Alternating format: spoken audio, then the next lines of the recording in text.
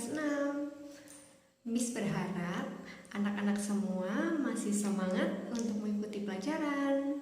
Hari ini kita masih melanjutkan pembelajaran kita pada tema 1, Selamatkan Makhluk Hidup, subtema 1, Tumbuhan Sahabatku, pembelajaran keempat.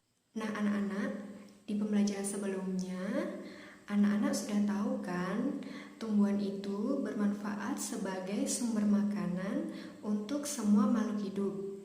Nah ternyata tidak hanya itu saja, banyak sekali manfaat dari tumbuhan. Nah kali ini kita akan membahas lebih lanjut apa saja sih manfaat dari tumbuhan itu. Mari kita mulai. Pernahkah anak-anak berjalan atau duduk di bawah pohon yang rindang? Apa yang anak-anak rasakan? Pasti terasa sejuk, bukan? Selain sebagai sumber makanan bagi makhluk hidup, tumbuhan juga merupakan penghasil oksigen. Tumbuhan dapat menghasilkan oksigen melalui proses fotosintesis. Dengan menyerap karbon dioksida yang dihasilkan oleh manusia dan hewan, tumbuhan akan mengubahnya menjadi oksigen. Selain itu, tumbuhan juga berfungsi sebagai peneduh saat panas terik.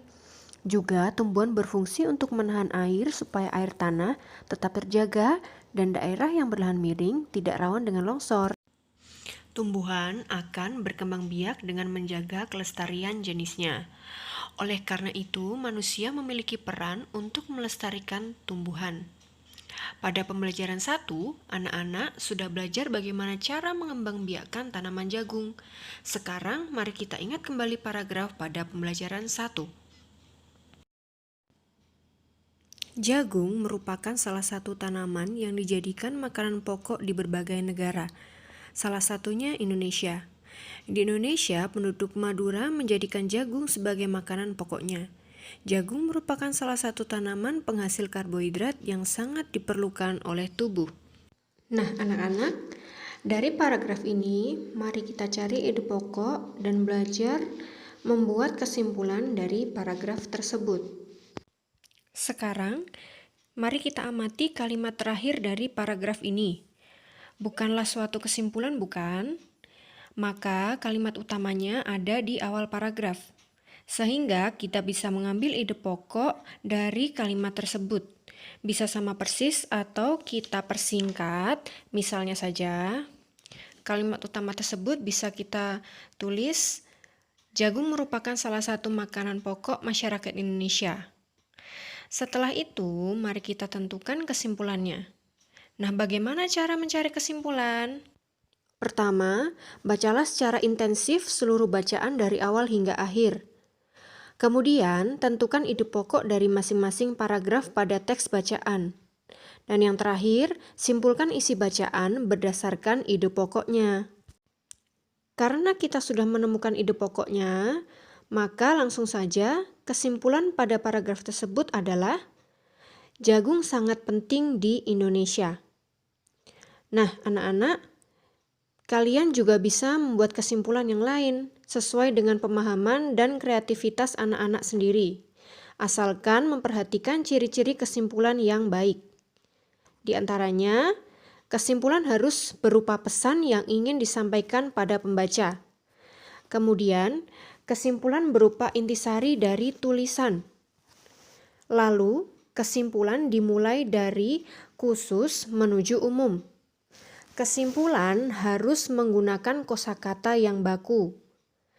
Dan kesimpulan merupakan suatu pernyataan yang dibuat berdasarkan ide pokok dan kata kunci dari kalimat penjelas dengan kalimat itu sendiri. Seperti itulah bagaimana caranya untuk mencari kesimpulan. Nah, anak-anak, itu tadi penjelasan tentang menentukan ide pokok serta bagaimana mencari sebuah kesimpulan. Sekarang, anak-anak tuliskan apa ciri-ciri kesimpulan yang baik menurutmu pada buku halaman 42. Dan jangan lupa tuliskan manfaat tumbuhan bagi makhluk hidup pada diagram halaman 40. Salah satu bentuk rasa syukur kita pada tumbuhan adalah dengan merawatnya. Merawat tumbuhan bisa dilakukan dengan cara yang sederhana, seperti memberi pupuk, menyirami, dan membersihkan dari rumput liar. Dengan begitu, tumbuhan akan tumbuh dengan baik dan besar seperti pohon beringin ini. Ingatkah kamu bahwa pohon beringin merupakan salah satu lambang dari Pancasila? Kira-kira sila keberapa ya? Ya, sila ketiga, yaitu Persatuan Indonesia. Makna sila ketiga dalam Pancasila adalah suatu wujud kebulatan utuh dari berbagai aspek kehidupan yang meliputi ideologi, politik, sosial, budaya, dan pertahanan keamanan yang semuanya terwujud dalam suatu wadah, yaitu Indonesia.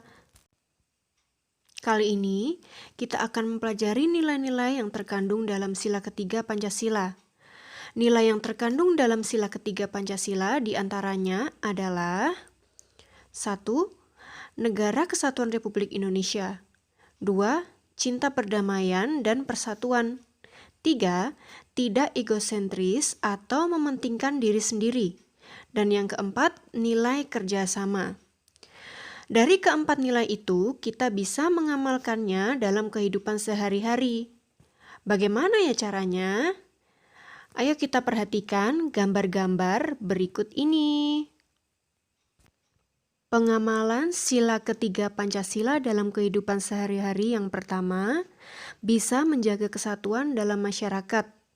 Misalnya, kita bisa bermain bersama teman-teman dengan rukun tanpa membeda-bedakan dari mana mereka berasal, agamanya, maupun suku bangsanya. Pengamalan yang kedua yaitu mengutamakan kepentingan umum di atas kepentingan pribadi atau golongan. Misalnya, ketika hari Minggu, anak-anak ingin pergi bersepeda. Tetapi hari itu juga ada jadwal kerja bakti untuk membersihkan lingkungan tempat tinggalmu. Maka, anak-anak harus lebih memilih melaksanakan kerja bakti karena itu merupakan kepentingan umum. Pengamalan selanjutnya yaitu rela berkorban untuk kepentingan bangsa. Anak-anak bisa membantu di lingkungan sekitar rumahmu dengan ikhlas tanpa mengharap imbalan apapun. Pengamalan selanjutnya yaitu cinta tanah air.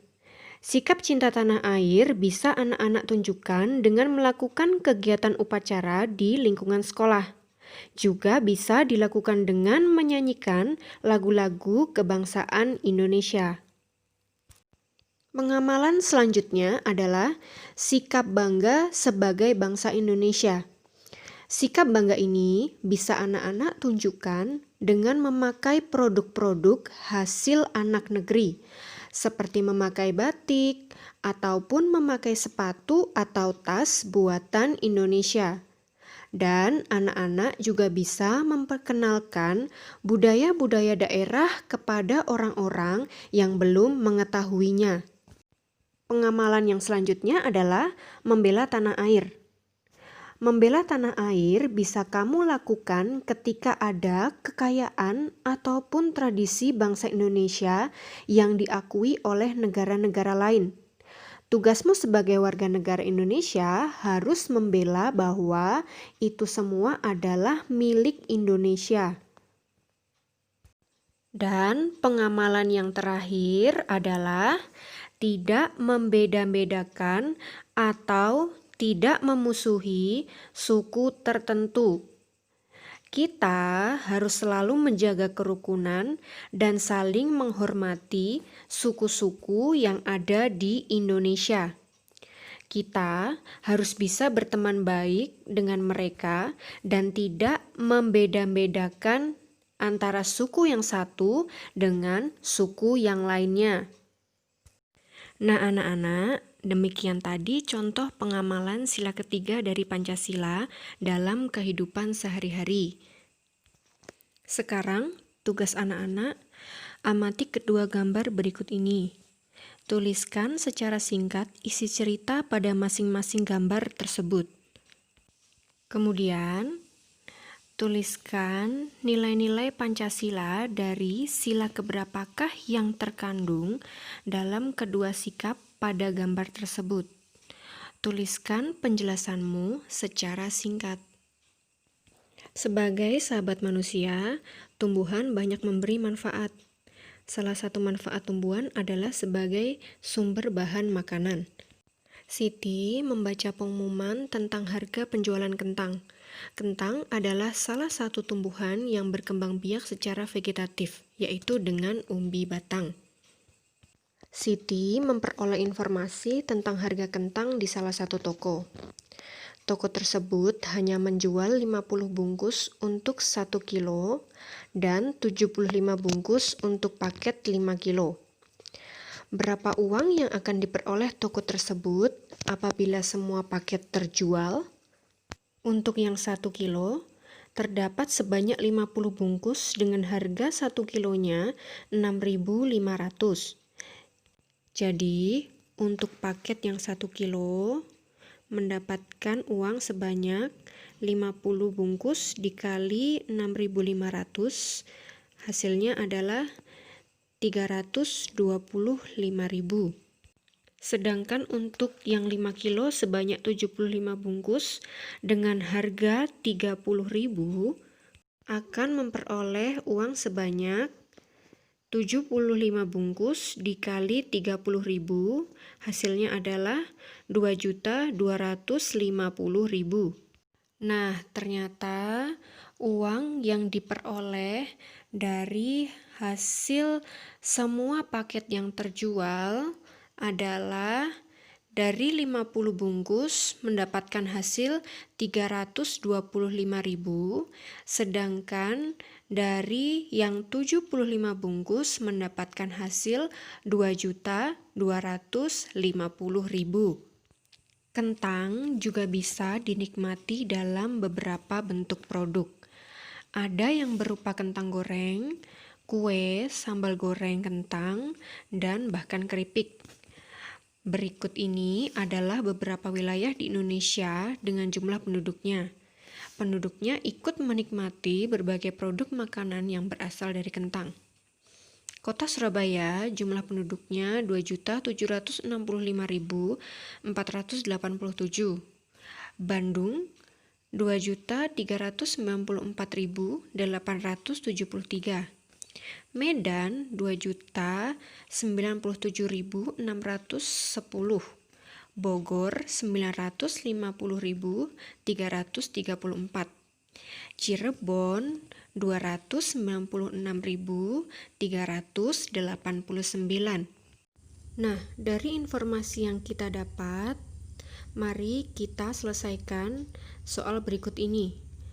Berapa jumlah penduduk 4 kota dengan penduduk terbanyak? Untuk menyelesaikannya, kita pilih terlebih dahulu 4 kota yang jumlah penduduknya terbanyak. Yang pertama, yang terbanyak adalah kota Surabaya dengan jumlah penduduk 2.765.487. Yang kedua ada Bandung dengan jumlah penduduk 2.394.873. Dan yang ketiga ada kota Medan dengan jumlah penduduk 2.097.610. Dan yang terakhir ada kota Bogor dengan jumlah penduduk 950.334. Setelah memilih 4 kota dengan jumlah penduduk terbanyak, kita jumlahkan keempat jumlah penduduk tersebut dan kita dapat mendapatkan hasil 8.208.304. Nah, sekarang giliran anak-anak untuk menyelesaikan soal nomor 2 pada halaman 46. Oke anak-anak, demikian pembelajaran kita hari ini. Terima kasih sudah memperhatikan jaga kesehatan. Sampai bertemu di pembelajaran selanjutnya.